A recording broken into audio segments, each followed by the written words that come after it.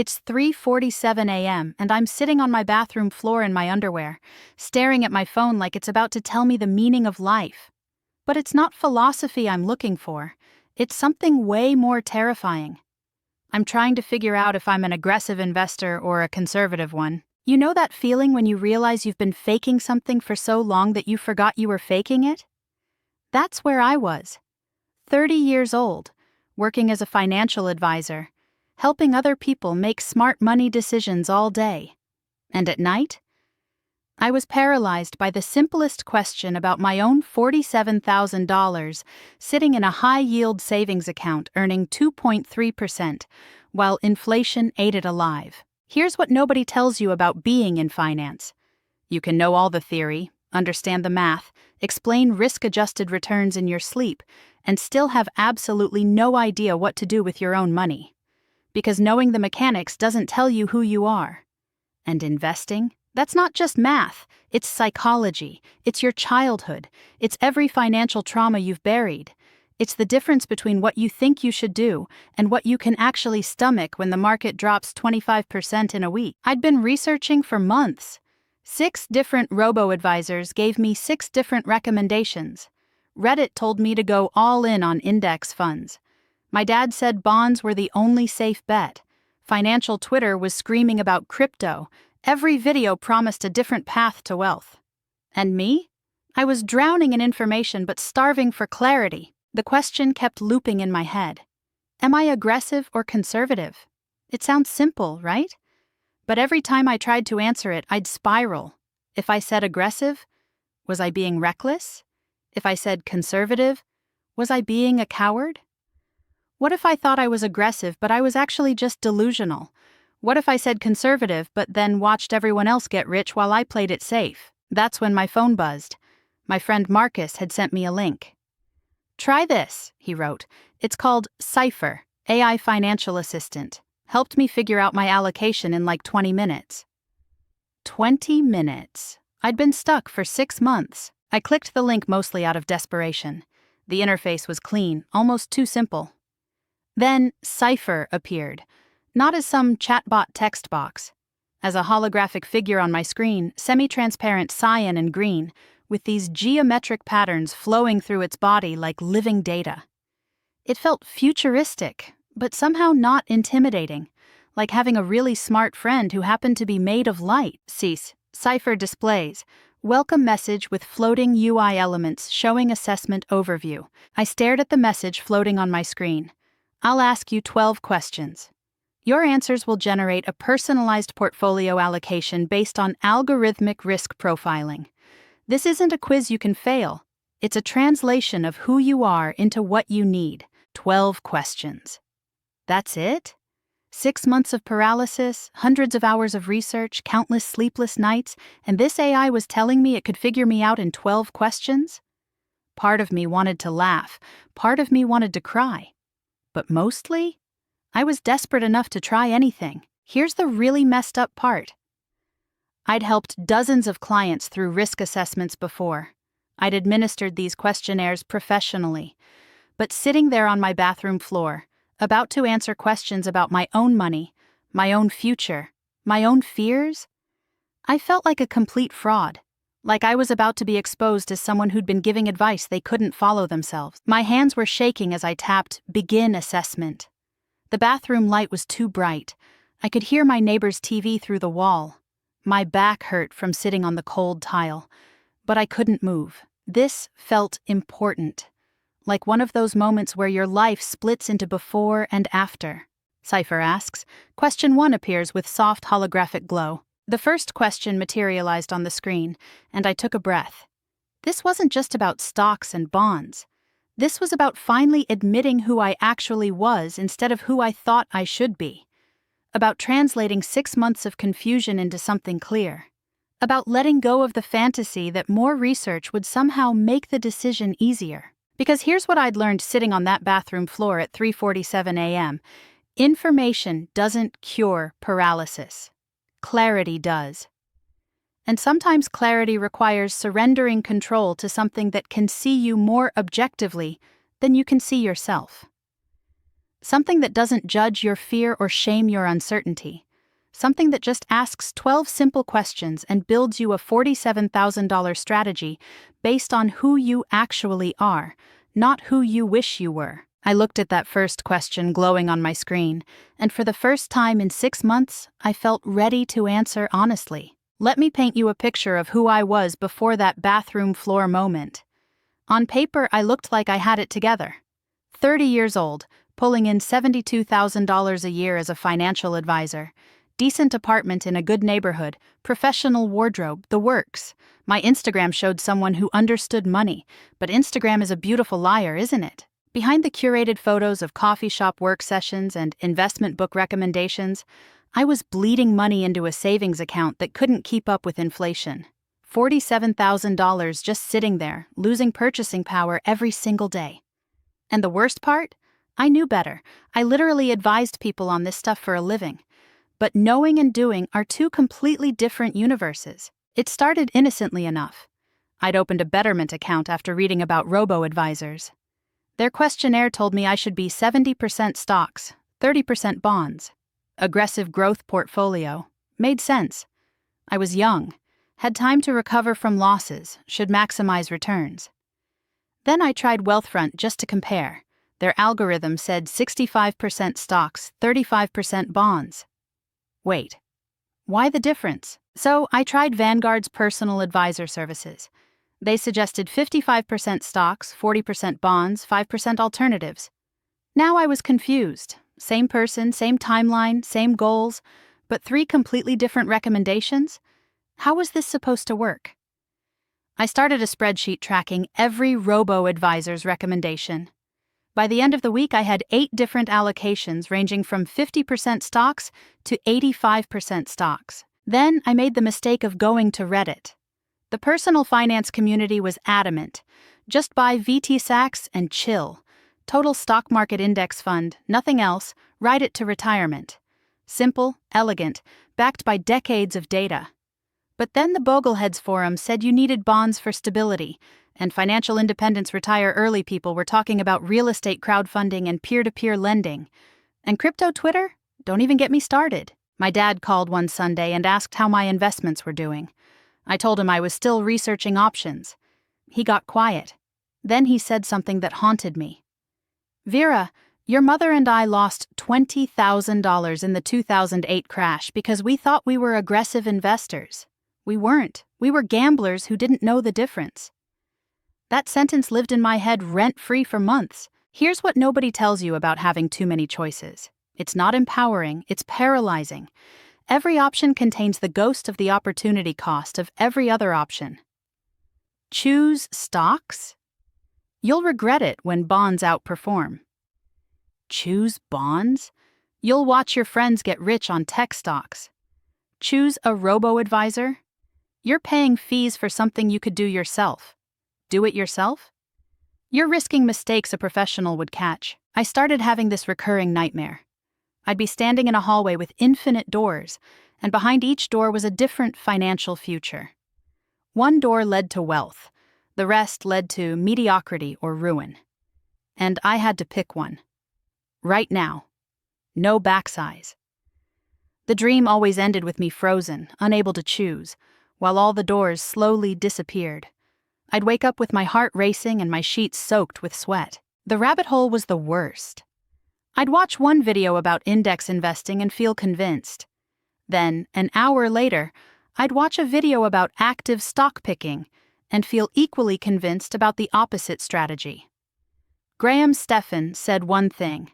André Geek said another. Meet Kevin had his own approach. Every single one of them was smart, successful, backed by data, and completely contradicted each other. Meanwhile, my $47,000 was earning 2.3% in a high-yield savings account, while inflation ran at 3.5%. I was literally losing money by trying to avoid losing money. The irony wasn't lost on me. But what was I supposed to do? Pick randomly, close my eyes and throw a dart? I started questioning everything. Was I actually risk-tolerant or just young and stupid? Did I have the stomach to watch my portfolio drop 30% in a crash? What if I thought I did but then panicked and sold at the bottom? What if I was conservative but convinced myself I was aggressive because aggressive sounded more ambitious? How do you even measure something as subjective as risk tolerance? My boss at work once told me that financial advisors often can't manage their own money because we overthink it. We know too much.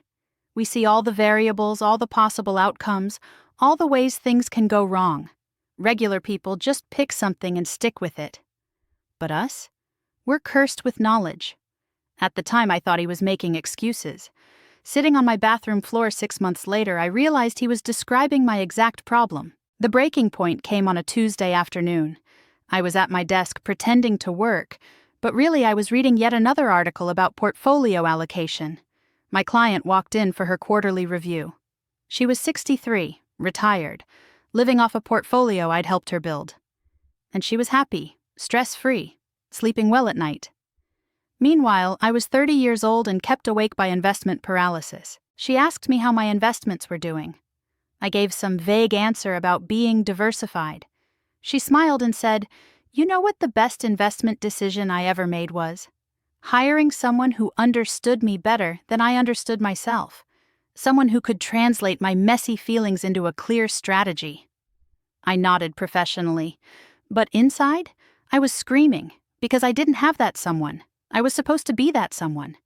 And I couldn't even help myself. That night, Marcus sent me the link to CIPHER, and sitting on that bathroom floor, I realized something. I didn't need more information. I didn't need more options. I didn't need more research. I needed someone, or something, that could cut through my overthinking and tell me the truth about who I actually was. Not who I thought I should be, not who looked good on paper. But who would I be when the market crashed and fear took over? 12 questions. That's what CIPHER promised. 12 questions to translate my chaos into clarity. Question 1 appeared on my screen, glowing with that soft cyan light. When do you need this money? Simple, direct. But my hands froze over the keyboard. Because suddenly this wasn't theoretical anymore. This was real. This was my $47,000. This was my future. I typed, retirement, I'm 30, so maybe 35 years? The moment I hit enter, CIPHER's holographic form shifted slightly, and I watched data streams flow through its semi-transparent body. It wasn't just recording my answer. It was processing it, translating it, building something. CIPHER displays timeline analysis with projected growth curves, small hologram floating to my right, showing 3 different trajectory paths. Question 2 hit different. What is this money for?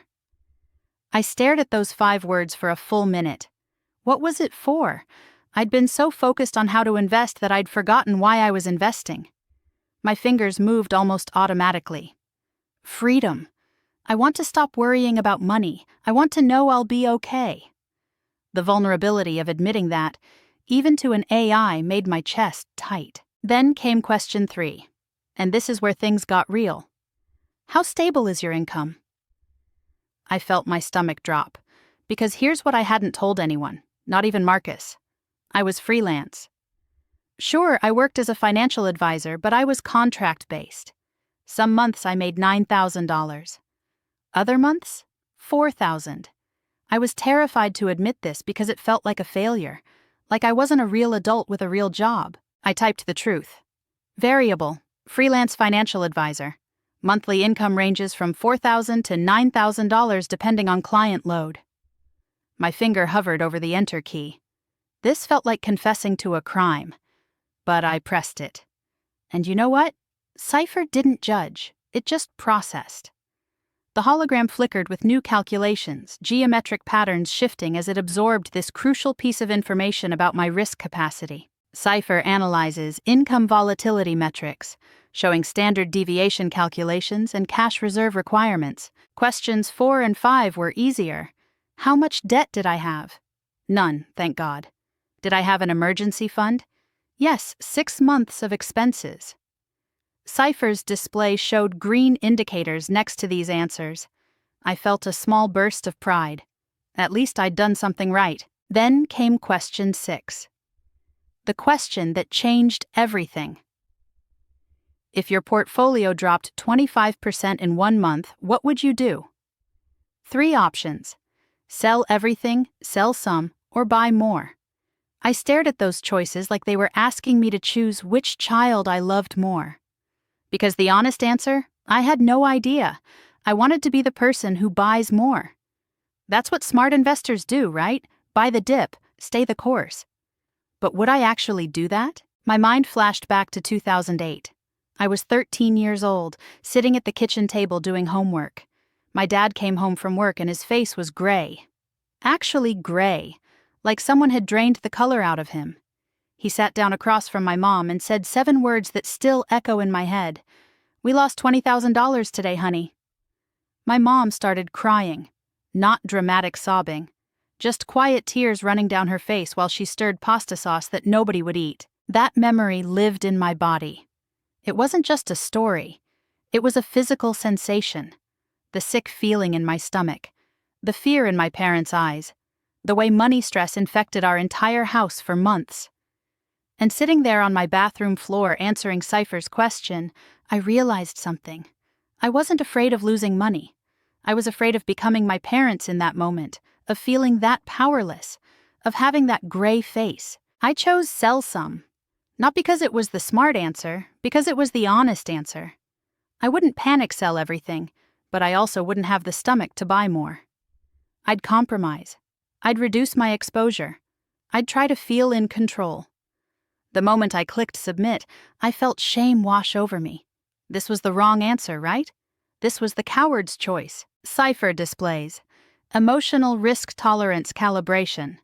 Hologram shows psychological loss tolerance score being calculated. But CIPHER didn't judge. It just added this to my profile. And that's when I started understanding what was happening. This wasn't a test with right and wrong answers. This was a translation. CIPHER was converting my messy, contradictory, trauma-informed psychology into data it could work with. Question 7 asked about investment experience.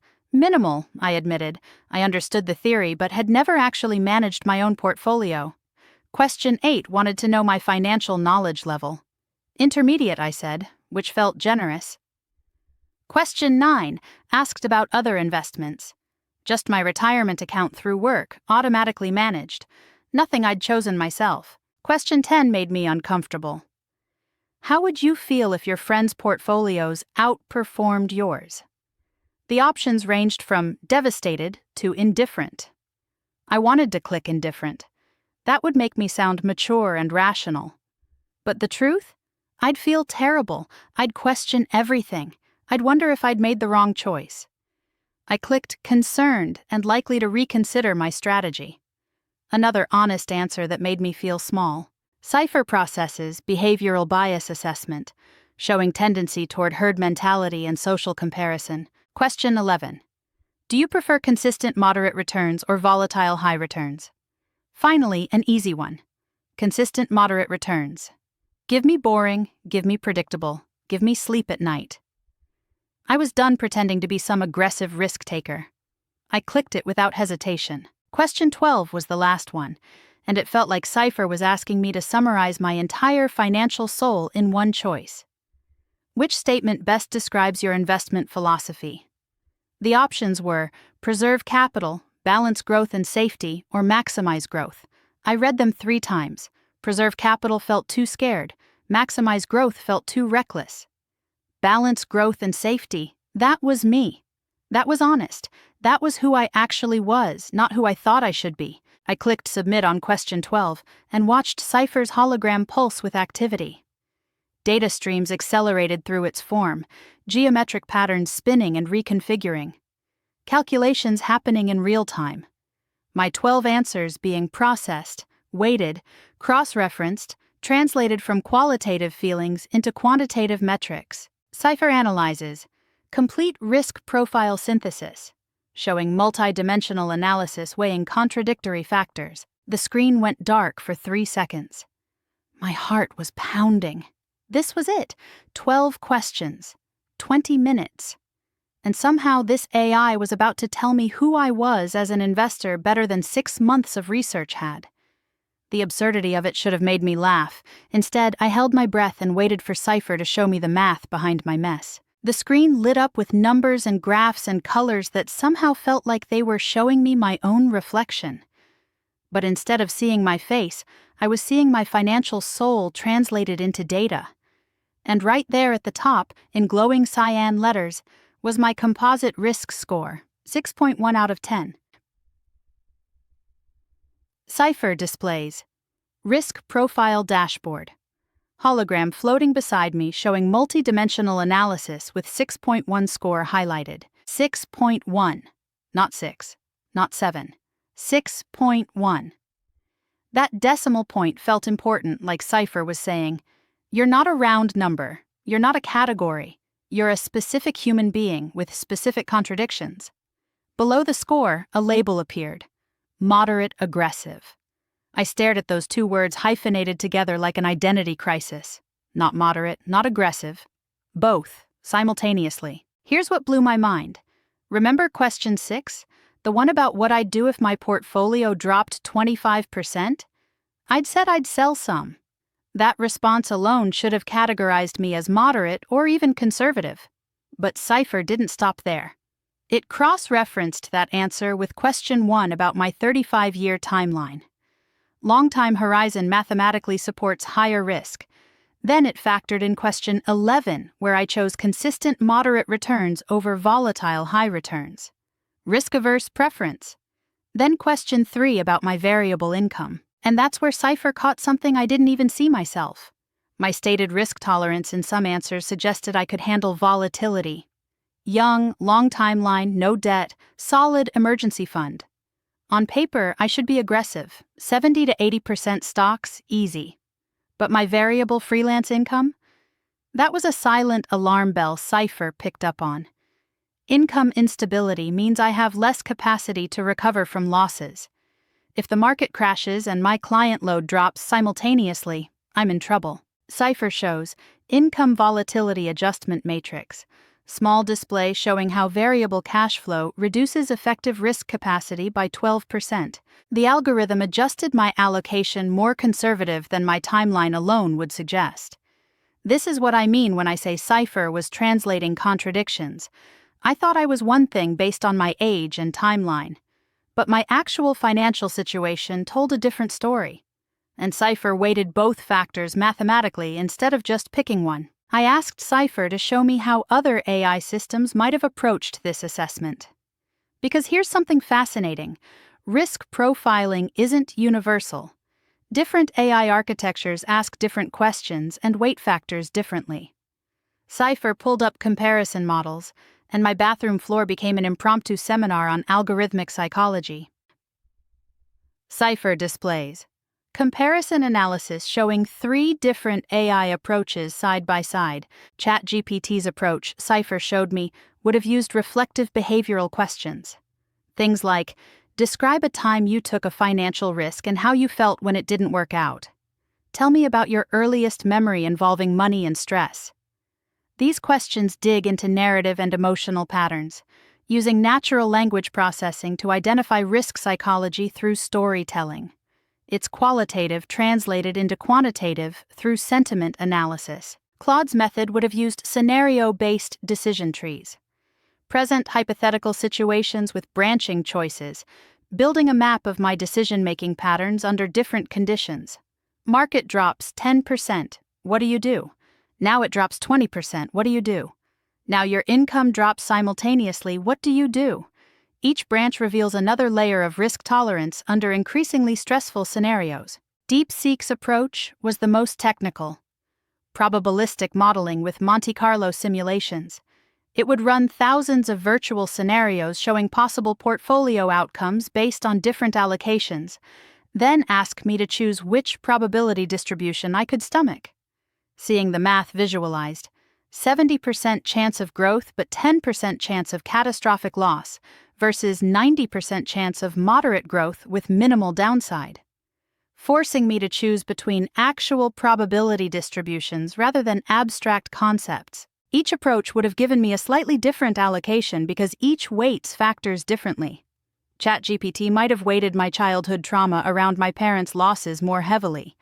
Claude might have identified that I'd make increasingly conservative choices as scenarios worsened.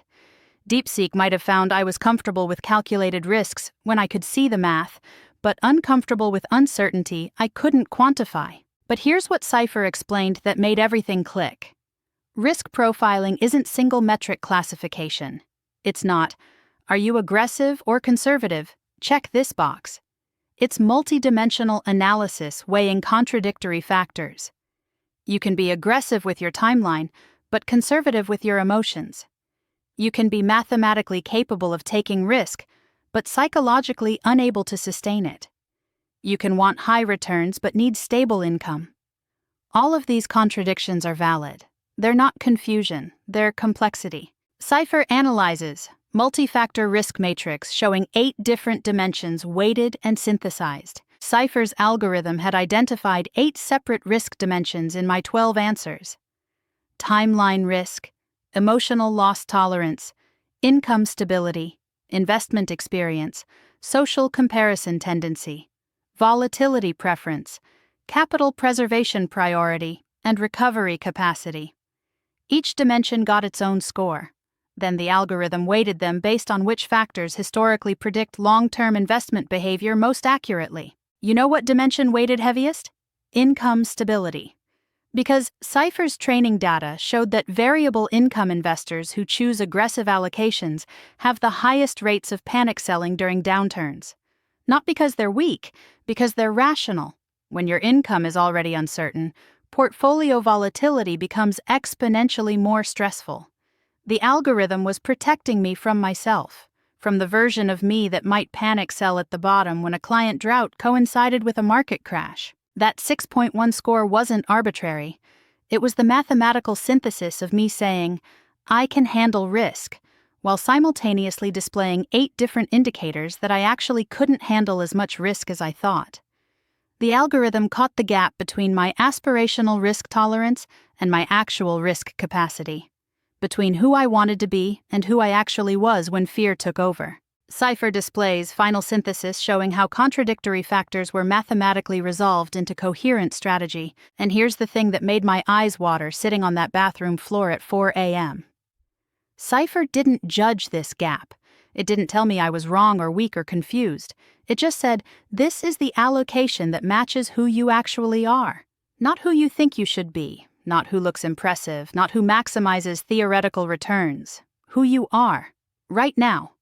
With all your contradictions and fears and childhood traumas and variable income and need for sleep at night, 6.1 out of 10. Moderate aggressive. The math behind my mess. And somehow, seeing it calculated and weighted and synthesized, I felt more understood than I had in 6 months of research. The allocation appeared on my screen like a verdict. 58% stocks, 32% bonds, 10% alternatives, managing my $47,000. I read those numbers 3 times, waiting to feel something dramatic, waiting for clarity to hit me like lightning. But you know what I actually felt? Relief. Deep, exhausting 6 months of paralysis finally ending relief. CIPHER displays. Complete portfolio allocation with breakdown.